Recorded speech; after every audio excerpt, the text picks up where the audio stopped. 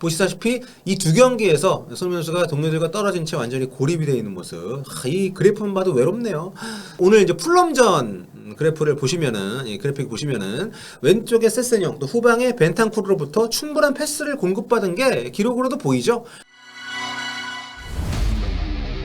볼리TV 성욱입니다. 토트넘이 풀럼을 상대로 2대1 승리를 거뒀습니다. 막판에 굉장히 좀 힘든 순간들이 있었는데 어쨌든 경기 전체적으로 보면 23대9의 슈팅 숫자 차이에서 보듯이 압도적인 리드였고요. 마무리에 아쉬움이 있었기 때문에 좀 확실하게 승리를 굳히는 데는 시간이 필요했습니다만 어쨌든 개막 이후 6경기 연속 무패 호조입니다. 최근 6년 동안 이 정도의 성적이 없었다고 하니까 지금 뭐 다른 경기들이 끝나면 순위가 또 바뀌겠지만 이 경기 끝난 직후의 순위는 2위입니다. 어쨌든 굉장히 좀 무패 행진을 달린다는 것 자체가 토트넘에게는 굉장히 아주 뿌듯한 그런 성과가 아닐까 싶은데요. 이날 경기 1시간 전에 선발 명단이 발표가 됐는데 많은 사람들이 뭐 저도 그랬습니다만 조마조마했어요. 왜냐하면 최근 손흥민 선수의 성과가 많지 않았었기 때문에 현지에서도 계속 히샬리송 넣고 손흥민 빼야 된다 막 이렇게 좀 분위기를 조장을 하고 있어서 걱정을 했었고 명단 뜬 걸 봤을 때도 그 명단 사진에 보시는 것처럼 이렇게 히샬리송 사진을 띡 넣어가지고 제가 위에서부터 입신 갈 때 위에서부터 한 칸씩 내리면서 봤거든요. 수비수 나올 때쯤 갑자기 히샬리송 얼굴이 나와서 이거 손흥민 선수 빠지는 건가 했는데 콘테 감독은 역시 손흥민 케인은 그냥 이름 박아놓고 시작하는 거죠. 쿨루셉스키를 빼고 히샬리송 선수를 선발에 기용을 했습니다. 이날 선발 라인업을 상당히 많이 바꿨어요. 지난 경기 웨스트햄전하고 비교를 했을 때 수비 3백에서 다이어를 제외한 양쪽 센터백 2명 데이비스하고 산체스를 빼고 랑글레하고 부상에서 돌아온 로메로를 투입을 했고요. 왼쪽 윙백 자리 페리시치 빼고 세세뇽을 다시 집어넣고 중앙 미드필드에 지난 경기에서 정말 최악의 경기력을 보여줬던 비수마를 뺐고요. 벤탄쿠르가 복귀를 했습니다. 그리고 라이트 윙 자리에 쿨루셉스키 대신에 히샬리송이 들어오면서 무려 5명, 거의 필드 플레이어 절반을 바꾼 거죠. 그만큼 이게 어떤 의미가 있냐? 요걸 이제 크게 두 가지로 보면 다음 주에 토트넘이 2연전, 아주 중요한 2연전이 있습니다. 챔피언스리그 첫 경기가 홈에서 이제 프랑스의 이제 마르세유와 경기 있는데 주중에 이 경기를 하고 주말에는 또 맨체스터 시티 원정 경기가 있습니다.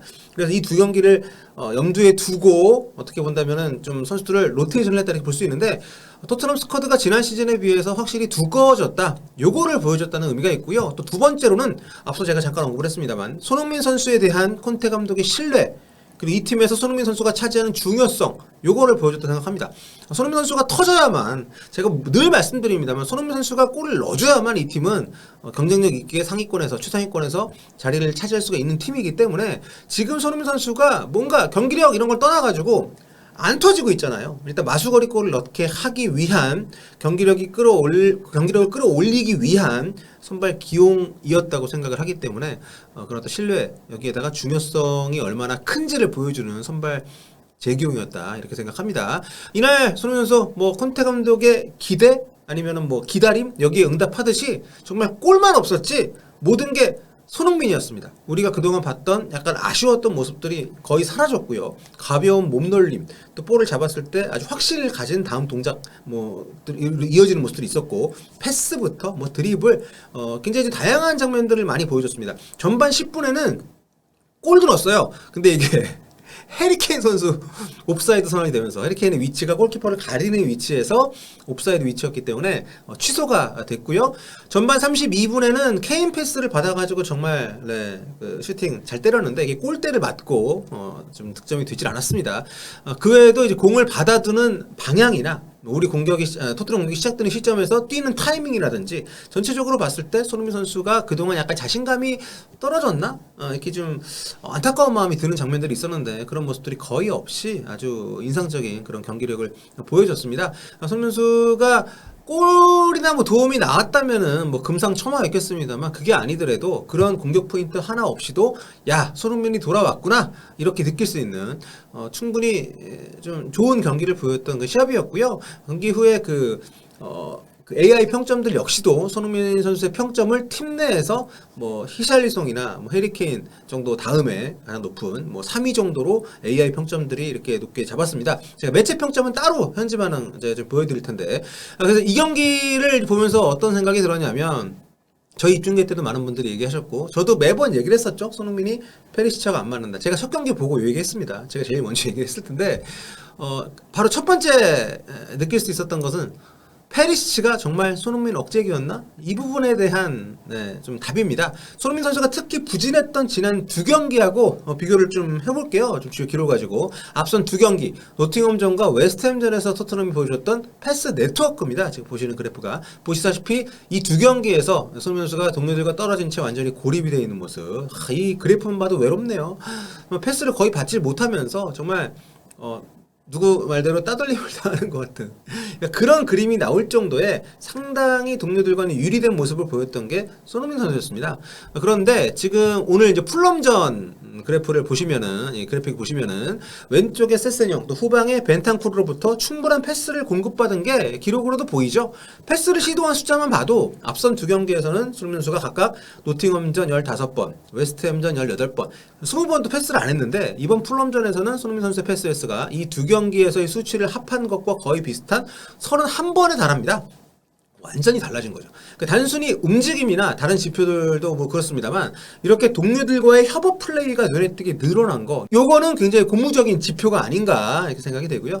그리고 이 부분이 바로 아까 제가 얘기했던 그 억제기 부분, 팬들로부터 페리시치가 손흥민 억제기였다라는 얘기가 나오는 그런 이유인 거죠. 앞선 두 경기에서는 페리시치가 나왔고 오늘 풀럼전에서는 세세뇽이 풀타임을 뛴 게 가장 결정적인 차이기 때문에 공격 파트너에서 셉세비가 히샬리송으로 바뀐 것도 영향을 물론 미쳤겠습니다만 아무튼 이렇게 패스 네트워크만 봐도 윙백 파트너의 성향이 미치는 영향, 윙어들에게는 굉장히 크다는 걸 느낄 수가 있습니다. 또 이날 해리 케인 선수가 평소와 달리 내려가진 않았어요. 최전방에서 많이 움직이면서 손흥민 선수하고 계속 좀 앞선 경기들에서는 좀 끊겼었잖아요. 손 케인의 이런 조합이 다시 이 둘의 컨비네이션이 맺어지면서 그 손흥민 선수 취소골 장면도 그렇고 좀 살아나는 모습이 나왔기 때문에 앞으로 중요한 경기에서 다시 손케 조합의 폭발력이 살아날 수 있지 않을까 이런 기대감을 가질 수가 있는 그런 시합이었습니다. 그리고 이날 경기에서 제가 또 하나 손흥민 선수의 활약에 대해서 언급하고 싶은 두 번째 포인트는 히샬리송하고 호흡이 정말 좋다는 거죠. 그러니까 히샬리송이 국내 에서 가졌던 경기에서 손흥민 선수가 상대팀 세비야 선수와 싸울 때 히샬리송이 호위무사 역할을 해가지고 국내 팬들한테 많이 사랑을 받았었는데 그동안 히샬리송이 이제 손흥민 선수 대신에 들어오는 것 때문에 많은 사람들이 되게 히샬리송한테 짜증을 냈잖아요. 근데 현지에서도 그렇고 국내 팬들도 아마 느끼셨을 거예요. 히샬리송의 경기력이 벤치에만 섞여두기는 굉장히 아까운 선수라는 거. 근데 이번 경기에서 콘테 감독이 처음으로 손흥민 선수 자리가 아닌 쿨루셉스키를 빼고 그 자리에 히샬리송을 넣었는데 이 둘의 호흡이 훌륭합니다. 후반전에 히샬리송 선수가 손흥민 선수 패스 받아가지고 발리로 때린 게 골대 맞고 안 들어갔던 장면이 있습니다. 이제 이 장면을 비롯해서 두 선수의 연계라든가 서로의 움직임을 읽는 모습이 굉장히 좋았고요. 물론 쿨루셉스키하고 잘 맞지만 그러니까 이렇게 보면 쿨루셉스키, 히샬리송, 케인도 마찬가지고 요 선수들이 물론 좋은 선수들이지만 이 선수들 누구하고 호흡을 맞춰도 평균 이상의 어떤 그 호흡치를 보여주는 서로 주고받는 도움 받는 것만이 아니라 도움을 주기도 하는 이런 손흥민 선수의 능력이 정말 대단하다. 이거를 느낄 수 있는 게 토트넘의 이런 공격 조합에서 손흥민 선수의 위치가 아닌가 이런 생각이 들어요. 그리고 이날 손흥민 선수의 활약 제가 정리하고 싶은 세 번째 키워드는 뭐냐면 우주의 기운입니다. 우주의 기운이 지금은 손흥민이 아니라 케인한테 가 있어요. 이날 케인은 솔직히 냉정하게 이날 경기 현지 평점들은 좀 생각이 다른 것 같긴 합니다만 제가 볼 때는 이날 손흥민 선수의 활약은 최고 수준이었습니다. 이 스쿼드 내에서 케인은 좀 다른 경기들에 비해서 활약이 저조했어요. 골은 넣긴 했지만 근데 여기서도 알 수 있습니다. 지금 우주의 기운이 손흥민이 아니라 케인한테 가 있습니다. 오늘 경기력은 손흥민 선수가 최소한 공격 포인트 하나 정도는 기록을 했어야 되는 아니면 두 골 정도 기대할 수 있는 그런 경기력이었는데 결국 골이 손흥민은 넣은 골도 취소가 되고 케인한테 골이 갔단 말이죠. 이런 걸 봐도 지금의 분위기는 그런 것 같습니다. 근데 경기를 하다 보면 시즌 보면 이런 부침이 분명히 있거든요. 그렇기 때문에 지금 경기력이 일단 되살아났다는 것 자체가 중요하고요. 골은 금방 따라올 겁니다. 경기력이 살아났으면. 그렇기 때문에 너무 걱정을 안 하셔도 좋을 것 같고 그리고 오늘도 제가 입중계할 때 교체 맞췄죠. 오늘 교체 맞추는 건 쉽지 않았습니다. 쿨루셉스키가 케인과 쿨루셉스키를 바꾸고 히샬리송을 전방에 올릴 것이다. 그리고 손흥민은 페리시치를 바꿀 것이다. 이거 여러분 맞추기 쉽지 않은 겁니다. 제가 맞췄다는 거 꼭 기억을 해주시고요. 그리고 막판에 히샬리송이 결국 골을 넣었죠. 근데 골을 넣었는데 세리머니까지 못 받고 했습니다. 카드 받는 거 감소하고. 근데 VAR 끝에 골이 취소가 됐는데 이거 굉장히 좀 재밌는 규정이죠. 골이 취소가 돼도 골 세레머니를 옷 벗고 해서 받은 옐로 카드는 취소가 안 됩니다.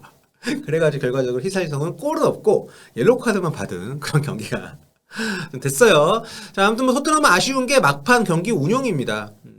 많은 골차를 냈어야 되는 경기를 한 골밖에 못 넣은 것도 아쉽지만 막판에 경기 운영을 제대로 좀 못해가지고 두 골을 넣긴 했어도 막판에 어쨌든 그걸 지키지 못하고 마지막에 수비 숫자는 많았지만 미트로비치에게 너무 쉽게 제껴주면서 골을 허용했던 이 부분 이건 것들은 좀 문제가 좀 있고요. 뭐 이날 여러 가지로 경기력은 참 좋았는데 그 경기력을 결과로까지 물론 승리는 가져갔지만 결과로 확실하게 가져가지 못했던 부분은 콘테 감독이 고민해야 되는 부분이 아닌가. 교체 타이밍이나 아니면 교체를 통한 전술적인 어떤 변화라든지 이런 거 이건 좀 큰 강팀들을 만났을 때는 이게 또 문제가 될 수 있기 때문에 앞으로 콘테 감독도 생각이 좀 많아지지 않을까 싶습니다. 자, 오늘 후토크 여기서 마무리하고요. 네, 현지 반응 영상으로 돌아오겠습니다. 볼빠.